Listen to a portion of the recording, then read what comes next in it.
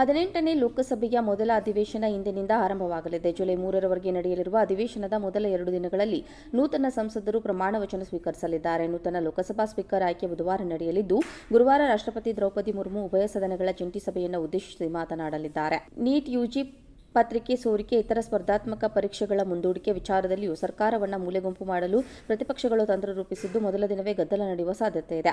ಅಧಿವೇಶನದ ಮೊದಲ ದಿನ 7 ಬಾರಿ ಸಂಸದರಾಗಿದ್ದ ಭರ್ತೃಹರಿ ಮಹತಾಬ್ ಅವರನ್ನ ಹಂಗಾಮಿ ಸ್ಪೀಕರ್ ಆಗಿ ನೇಮಕ ಮಾಡಿರೋದು ವಿರೋಧಿಸಿ ಪ್ರತಿಭಟನೆಯನ್ನ ದಾಖಲಿಸಲು ಪ್ರತಿಪಕ್ಷಗಳು ನಿರ್ಧರಿಸಿವೆ. ಹಿರಿತನದ ಆಧಾರದಲ್ಲಿ ಸಂಸದ ಕೆ. ಸುರೇಶ್ ಈ ಸ್ಥಾನಕ್ಕೆ ಪ್ರಬಲ ಆಕಾಂಕ್ಷಿ ಎಂದು ಕಾಂಗ್ರೆಸ್ ಹೇಳ್ತಾ ಇದೆ. 18ನೇ ಲೋಕಸಭೆಯ ಮೊದಲ ಅಧಿವೇಶನ ಇಂದಿನಿಂದ ಆರಂಭವಾಗಲಿದೆ. ಜುಲೈ 3ರವರೆಗೆ ನಡೆಯಲಿರುವ ಅಧಿವೇಶನದ ಮೊದಲ 2 ದಿನಗಳಲ್ಲಿ ನೂತನ ಸಂಸದರು ಪ್ರಮಾಣ ವಚನ ಸ್ವೀಕರಿಸಲಿದ್ದಾರೆ. ನೂತನ ಲೋಕಸಭಾ ಸ್ಪೀಕರ್ ಆಯ್ಕೆ ಬುಧವಾರ ನಡೆಯಲಿದ್ದು, ಗುರುವಾರ ರಾಷ್ಟ್ರಪತಿ ದ್ರೌಪದಿ ಮುರ್ಮು ಉಭಯ ಸದನಗಳ ಜಂಟಿ ಸಭೆಯನ್ನು ಉದ್ದೇಶಿಸಿ ಮಾತನಾಡಲಿದ್ದಾರೆ. ನೀಟ್ ಯುಜಿ ಪತ್ರಿಕೆ ಸೋರಿಕೆ, ಇತರ ಸ್ಪರ್ಧಾತ್ಮಕ ಪರೀಕ್ಷೆಗಳ ಮುಂದೂಡಿಕೆ ವಿಚಾರದಲ್ಲಿಯೂ ಸರ್ಕಾರವನ್ನು ಮೂಲೆಗುಂಪು ಮಾಡಲು ಪ್ರತಿಪಕ್ಷಗಳು ತಂತ್ರ ರೂಪಿಸಿದ್ದು, ಮೊದಲ ದಿನವೇ ಗದ್ದಲ ನಡೆಯುವ ಸಾಧ್ಯತೆ ಇದೆ. ಅಧಿವೇಶನದ ಮೊದಲ ದಿನ 7 ಬಾರಿ ಸಂಸದರಾಗಿದ್ದ ಭರ್ತೃಹರಿ ಮಹತಾಬ್ ಅವರನ್ನ ಹಂಗಾಮಿ ಸ್ಪೀಕರ್ ಆಗಿ ನೇಮಕ ಮಾಡಿರೋದು ವಿರೋಧಿಸಿ ಪ್ರತಿಭಟನೆಯನ್ನ ದಾಖಲಿಸಲು ಪ್ರತಿಪಕ್ಷಗಳು ನಿರ್ಧರಿಸಿವೆ. ಹಿರಿತನದ ಆಧಾರದಲ್ಲಿ ಸಂಸದ ಕೆ. ಸುರೇಶ್ ಈ ಸ್ಥಾನಕ್ಕೆ ಪ್ರಬಲ ಆಕಾಂಕ್ಷಿ ಎಂದು ಕಾಂಗ್ರೆಸ್ ಹೇಳ್ತಾ ಇದೆ.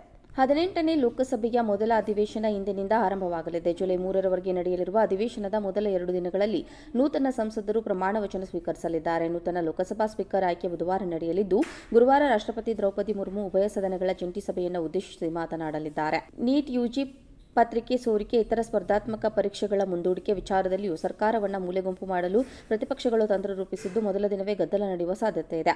ಅಧಿವೇಶನದ ಮೊದಲ ದಿನ 7 ಬಾರಿ ಸಂಸದರಾಗಿದ್ದ ಭರ್ತೃಹರಿ ಮಹತಾಬ್ ಅವರನ್ನ ಹಂಗಾಮಿ ಸ್ಪೀಕರ್ ಆಗಿ ನೇಮಕ ಮಾಡಿರೋದು ವಿರೋಧಿಸಿ ಪ್ರತಿಭಟನೆಯನ್ನ ದಾಖಲಿಸಲು ಪ್ರತಿಪಕ್ಷಗಳು ನಿರ್ಧರಿಸಿವೆ. ಹಿರಿತನದ ಆಧಾರದಲ್ಲಿ ಸಂಸದ ಕೆ. ಸುರೇಶ್ ಈ ಸ್ಥಾನಕ್ಕೆ ಪ್ರಬಲ ಆಕಾಂಕ್ಷಿ ಎಂದು ಕಾಂಗ್ರೆಸ್ ಹೇಳ್ತಾ ಇದೆ. 18ನೇ ಲೋಕಸಭೆಯ ಮೊದಲ ಅಧಿವೇಶನ ಇಂದಿನಿಂದ ಆರಂಭವಾಗಲಿದೆ. ಜುಲೈ 3ರವರೆಗೆ ನಡೆಯಲಿರುವ ಅಧಿವೇಶನದ ಮೊದಲ 2 ದಿನಗಳಲ್ಲಿ ನೂತನ ಸಂಸದರು ಪ್ರಮಾಣ ವಚನ ಸ್ವೀಕರಿಸಲಿದ್ದಾರೆ. ನೂತನ ಲೋಕಸಭಾ ಸ್ಪೀಕರ್ ಆಯ್ಕೆ ಬುಧವಾರ ನಡೆಯಲಿದ್ದು, ಗುರುವಾರ ರಾಷ್ಟ್ರಪತಿ ದ್ರೌಪದಿ ಮುರ್ಮು ಉಭಯ ಸದನಗಳ ಜಂಟಿ ಸಭೆಯನ್ನು ಉದ್ದೇಶಿಸಿ ಮಾತನಾಡಲಿದ್ದಾರೆ. ನೀಟ್ ಯುಜಿ ಪತ್ರಿಕೆ ಸೋರಿಕೆ, ಇತರ ಸ್ಪರ್ಧಾತ್ಮಕ ಪರೀಕ್ಷೆಗಳ ಮುಂದೂಡಿಕೆ ವಿಚಾರದಲ್ಲಿಯೂ ಸರ್ಕಾರವನ್ನು ಮೂಲೆಗುಂಪು ಮಾಡಲು ಪ್ರತಿಪಕ್ಷಗಳು ತಂತ್ರ ರೂಪಿಸಿದ್ದು, ಮೊದಲ ದಿನವೇ ಗದ್ದಲ ನಡೆಯುವ ಸಾಧ್ಯತೆ ಇದೆ. ಅಧಿವೇಶನದ ಮೊದಲ ದಿನ 7 ಬಾರಿ ಸಂಸದರಾಗಿದ್ದ ಭರ್ತೃಹರಿ ಮಹತಾಬ್ ಅವರನ್ನ ಹಂಗಾಮಿ ಸ್ಪೀಕರ್ ಆಗಿ ನೇಮಕ ಮಾಡಿರೋದು ವಿರೋಧಿಸಿ ಪ್ರತಿಭಟನೆಯನ್ನ ದಾಖಲಿಸಲು ಪ್ರತಿಪಕ್ಷಗಳು ನಿರ್ಧರಿಸಿವೆ. ಹಿರಿತನದ ಆಧಾರದಲ್ಲಿ ಸಂಸದ ಕೆ. ಸುರೇಶ್ ಈ ಸ್ಥಾನಕ್ಕೆ ಪ್ರಬಲ ಆಕಾಂಕ್ಷಿ ಎಂದು ಕಾಂಗ್ರೆಸ್ ಹೇಳ್ತಾ ಇದೆ.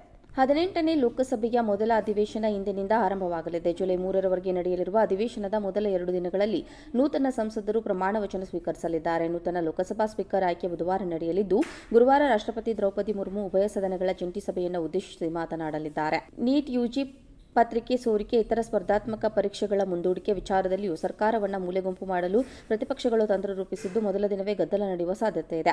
ಅಧಿವೇಶನದ ಮೊದಲ ದಿನ 7 ಬಾರಿ ಸಂಸದರಾಗಿದ್ದ ಭರ್ತೃಹರಿ ಮಹತಾಬ್ ಅವರನ್ನ ಹಂಗಾಮಿ ಸ್ಪೀಕರ್ ಆಗಿ ನೇಮಕ ಮಾಡಿರೋದು ವಿರೋಧಿಸಿ ಪ್ರತಿಭಟನೆಯನ್ನ ದಾಖಲಿಸಲು ಪ್ರತಿಪಕ್ಷಗಳು ನಿರ್ಧರಿಸಿವೆ. ಹಿರಿತನದ ಆಧಾರದಲ್ಲಿ ಸಂಸದ ಕೆ. ಸುರೇಶ್ ಈ ಸ್ಥಾನಕ್ಕೆ ಪ್ರಬಲ ಆಕಾಂಕ್ಷಿ ಎಂದು ಕಾಂಗ್ರೆಸ್ ಹೇಳ್ತಾ ಇದೆ.